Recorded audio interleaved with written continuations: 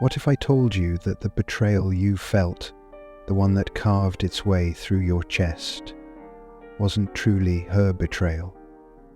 That it wasn't her conscious mind that made the choice, but something buried beneath her awareness, something ancient, something she doesn't even see in herself. Freud knew this. He spent a lifetime wrestling with it. What he uncovered was too uncomfortable for the polite world to accept, but if you're ready to understand the truth, it will change the way you look at every woman who walks away.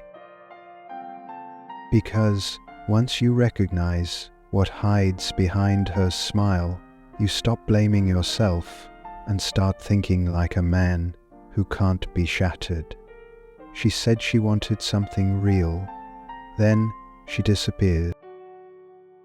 You meet her, and it feels different. There's clarity in her eyes, sincerity in her voice. She tells you she craves loyalty, transparency, commitment. I'm not like the others, she says. She mirrors your depth, responds to your mind, opens up her world to you. She gives you space to be honest, and for once you think, maybe this one means it. So you open your chest, you give her your loyalty, your time. You shut out the noise of other options. You offer her not just your body, but your inner world, the raw parts of you. She meets them with warmth. She assures you this is rare, that you are rare. Then something shifts. The rhythm changes. Her replies slow. Her affection dulls. You ask if something's wrong. She says she's tired, busy, overwhelmed. Then the silence arrives. She vanishes. No message, no explanation, no closure. And you're left staring into the void she left behind, wondering, where did I go wrong? But here's what Freud would say. It wasn't about your actions. It was about what was inside her. Deep beneath her words, behind her eyes, beyond even her awareness. Her conscious mind believed in the story she told you, but her unconscious, the buried, instinctive, reactive part, was playing a different game. She didn't walk away because you failed her. She walked away because her unconscious made a move she didn't even know she was planning. This is the shadow mind Freud studied. The unconscious. It doesn't obey logic, it obeys patterns, wounds, primitive drives, the fears she's never spoken, the instincts she doesn't understand. And for women, these forces often have even more control than they do in men. She might say she wants peace, but her nervous system is addicted to emotional chaos. She might say she wants safety, but her chemistry is attuned to danger. She might say she's ready for love, but her childhood taught her love means distance and fear. So when you offer her presence, her body recoils. When you give her consistency, she feels suffocated. Not because of anything you did, but because a piece of her unconscious, primal, panicked, and that piece pulled the plug. You didn't get abandoned by a person, you got abandoned by a survival strategy that hijacked her mind. She wasn't lying to you, she was lying to herself. And the lie she told you was the same lie she desperately wanted to believe. This is not about blame. This is about vision. Because if you continue believing every word she says is the full truth, you'll keep handing your soul to someone whose hands are controlled by strings she doesn't even see. Freud's warning was simple. Pay attention to the instincts. Watch her behavior, not just her words. Her unconscious has more power than her promises. She didn't ghost you because of you. She ghosted because of the ghosts inside her. And she's still haunted by them. The most unsettling truth Freud ever spoke wasn't about sexuality, it was about the illusion of control. He believed that most human behavior isn't driven by will, but by unconscious forces. Hidden memories, repressed trauma, animal desires, instincts older than language. He said 90% of our behavior comes from places we don't consciously access. And for women, those hidden drives are often shaped by shame. Men are often driven by guilt, by what they feel they did wrong. But women, Freud said, are trained by shame, by how they think others perceive them. Their actions aren't governed by logic or values, they're governed by the need to survive, socially, emotionally. So you're sitting across from her at dinner, she's glowing, she's warm, she laughs at your jokes, brushes your arm, tells you you're special. In that moment she means it, and you think, she sees me. But 3 days later, she's ice, she's gone, not a trace left, just emptiness. And you're trying to reverse engineer every detail, thinking, how did I lose her? But the bitter truth is, nothing went wrong, nothing changed between you. What changed was her chemistry, her hormones, her cycle. Freud hinted at this biological undercurrent. Modern science proves it. A woman's attraction isn't static. Her desire isn't linear. It shifts with her biology. Ovulation makes her crave strength, dominance, fertility cues. She feels alive. She feels drawn. During that window, your presence feels electric to her. But when the cycle shifts, when her hormones crash, she sees you differently. Not worse, just colder, more distant.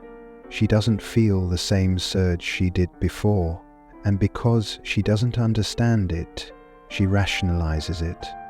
Something's off. It's not you, it's me. I thought I wanted this, but what actually happened? Her body made a new decision, and her mind had to catch up with a story, and you believed the story, not knowing it was built on shifting ground. It wasn't a betrayal, it was a reflex. You weren't dating a woman, you were dancing with her unconscious. Freud believed no man truly enters adulthood until he separates from the emotional gravity of his mother, not physically, emotionally.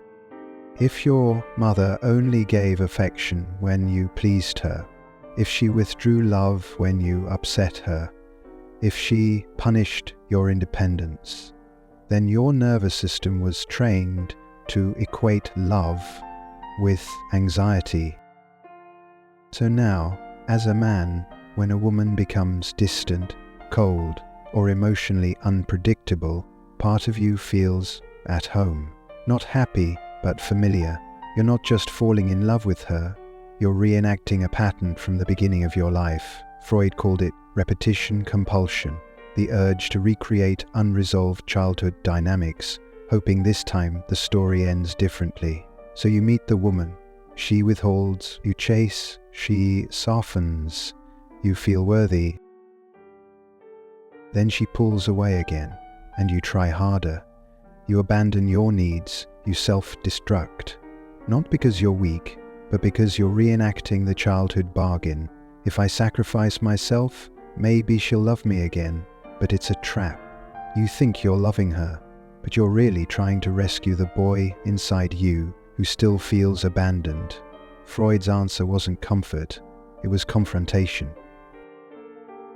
You must stop chasing women who make you feel the same pain you felt as a child, and start healing the part of you that thinks pain is love.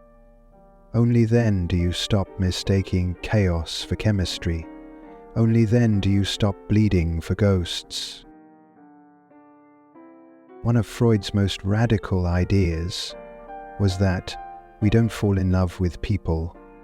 We fall in love with symbols, archetypes, fantasies, reflections of something unresolved inside ourselves. And this applies doubly to her. She didn't fall in love with you. She fell in love with the version of herself she got to become in your presence. You made her feel wanted, safe, desired, intelligent. She saw herself through your gaze, and it was intoxicating. For a moment, you gave her an identity she couldn't find alone. But the problem with fantasies is that they require constant projection. The second you began to act like a real man, with flaws, needs, fears, her illusions shattered. Now she wasn't looking in a mirror anymore. She was looking at you, and suddenly the magic evaporated. Freud would say she never loved you, she loved what you made her feel about herself. And the moment you stopped being a stage for her fantasy, she exited the theater. That's why closure never comes, because it never really began. It was a performance, a fleeting hypnosis, and now you're mourning something that was never real, not because you were naive, but because you believed her performance was her soul. It wasn't. It was her need. What happens to the man who sees it all too late? He collapses inward, not just from heartbreak, but from betrayal of his own instincts. You felt it early on. A tightness in your gut, a flicker of confusion behind her smile, a moment where her affection didn't quite match her energy, but you ignored it, you rationalized, because the idea of love was louder than the truth. Freud called this the death drive, not literal death, but the human tendency to destroy what threatens the ego. And when a man sees the truth too clearly, part of him tries to bury it, to keep the dream alive, even if it kills his spirit. But something else rises, rage, not just at her, but at yourself. At the version of you that stayed silent when you should have spoken, that chased when you should have walked, that trusted when your soul was screaming. This rage isn't weakness, it's sacred. It's the fire that burns the illusion down. Use it. Let it destroy the parts of you that kept choosing half love. Let it sever the ties to boys who just wanted to be seen. Let it turn you from the man who needs her into the man she'll never forget, because she will remember you, not because you begged, but because you walked away knowing exactly who she was and who you are now. You can't save a woman from her unconscious. You can't fix trauma with loyalty. You can't teach someone to choose peace if their nervous system is addicted to chaos. What you can do is become a man who no longer dances with brokenness. There comes a point where your healing no longer seeks her validation, where your worth no longer depends on who stays, where your presence no longer bends to her storm. Freud spoke of sublimation, the act of transforming raw, destructive impulses into something higher: art, philosophy, power, legacy. That's your path now. You take the pain she gave you and you make it sacred. You transmute the heartbreak into boundaries, the rejection into clarity, the rage into calm strength. You stop explaining your soul to women who only understand surface. You stop offering depth to people drowning in shallowness. You stop trading your silence for temporary warmth. And something strange happens. You no longer need her. And in that moment, she will feel it. Not because you say it, but because your energy no longer feeds her emotional hunger. Your absence becomes louder than your presence ever was. And now she feels the emptiness she tried to hide from by losing herself in you. She won't say it, but part of her will always wonder, why did I lose the one man who saw me and didn't flinch? And the answer is simple, because he finally saw himself and he chose to stay.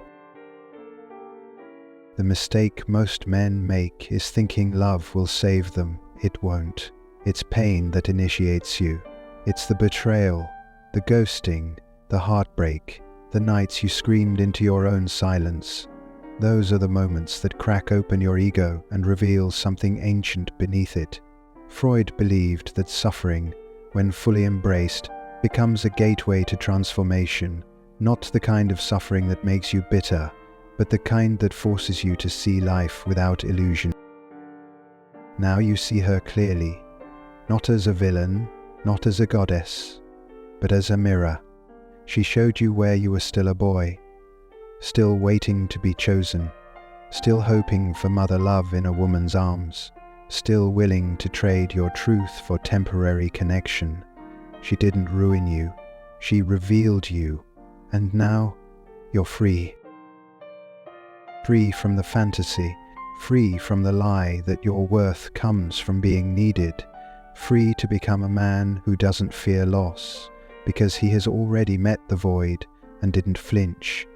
That's the man who leads, who creates, who loves with boundaries, who walks into a room and doesn't need approval, because his presence speaks a language no wounded woman can twist.